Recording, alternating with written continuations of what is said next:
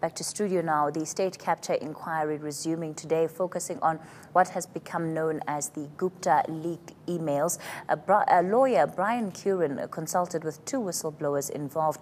He says both feel unsafe and they are in hiding.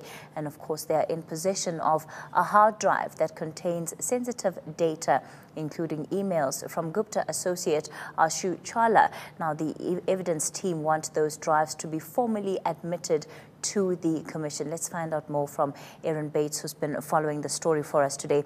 Aaron, certainly what has come out of the commission today is, I think, a huge tribute to the journalists, the civil society organizations, and the whistleblowers that have been behind the story, working relentlessly, over the years, not just when state capture became a popular phrase, but that really started uncovering the corruption that was taking place at SOEs and some of these departments that have been involved. Yes, Kathy, just to start off with, I think it's important to note that the actual original hard drive is in the custody of the inquiry at this point. It's not with the whistleblowers. And there are other clone drives which contain some of the data, if not all of the data, from that initial drive, which are also in the possession of the inquiry at this point. And what we heard today, which was so significant, is that that original drive, which is very vulnerable at this point, it somehow got damaged, or the data on it became sort of at risk.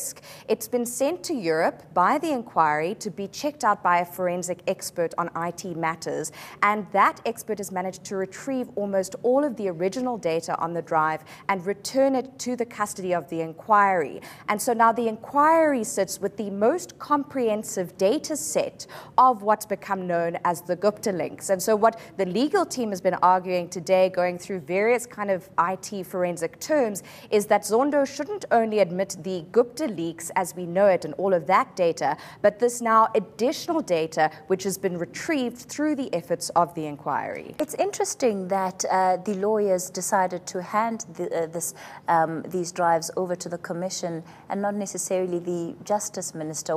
I mean, was that intentional, that this information was specifically given to the commission?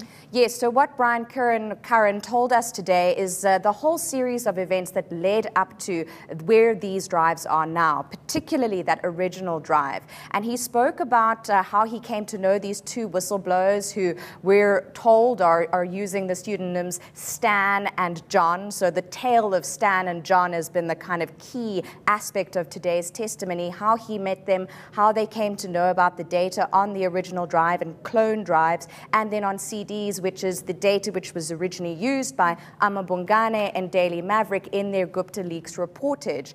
And what Curran said is that he and these two whistleblowers consulted about perhaps handing over this highly sensitive information to South African authorities. But much like we heard with Mcebisi Jonas, they didn't have confidence in law enforcement authorities at the time, and so then made arrangements to move these drives and their data all around the world. And in fact, we heard from Curran that as early as the beginning of this year, around February, US authorities, and he didn't name which authorities they were, approached both him and one of the whistleblowers, then arranged a meeting in Nairobi, Kenya, to discuss the content of the original drive and the clone drive.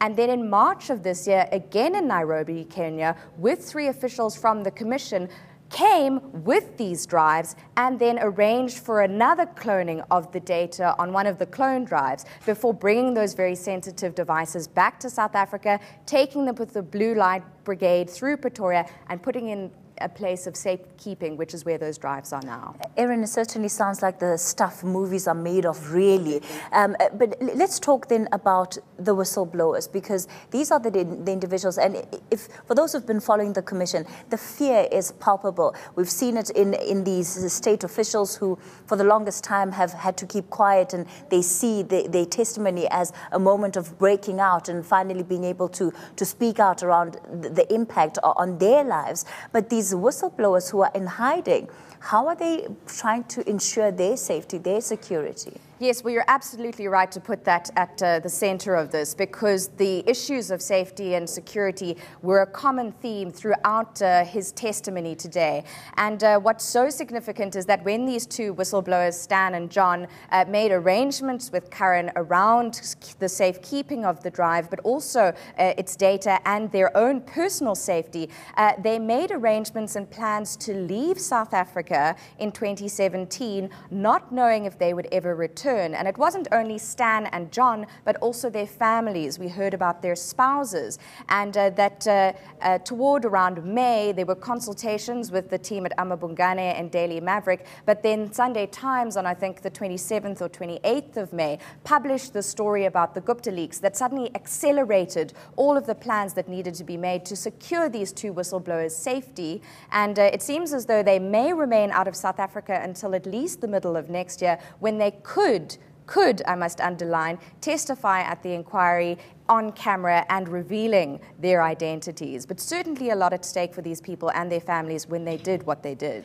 You know, it really goes to the heart of part of what this cost has been of the project of state capture. It wasn't just monetary, but people's lives being affected to that extent, Erin. Yes, and I think what's also so important to remember is the kind of political environment that was the context, the framing for these discussions around the hard drives. And just hearing about the kind of plans that were made to ensure that lawyers were accompanying people carrying the hard drives, making sure that they were in sealed parcels, all that sort of thing shows you just the hype, the stakes of these objects and the data they contained. But of course, we must remember that the official version of the Guptas and their spokespeople has repeatedly been that the Gupta leaks are invalid, that they're fake, that they're inadmissible as evidence. And so the legal team, including Advocate Pretorius and Advocate Hofmeyer, have been at pains to argue why they say Zondo should admit this evidence and take it for what they claim is to be credible. All right, Erin, that's where we leave it for tonight. Erin Bates was covering the State Capture Commission of Inquiry for us today.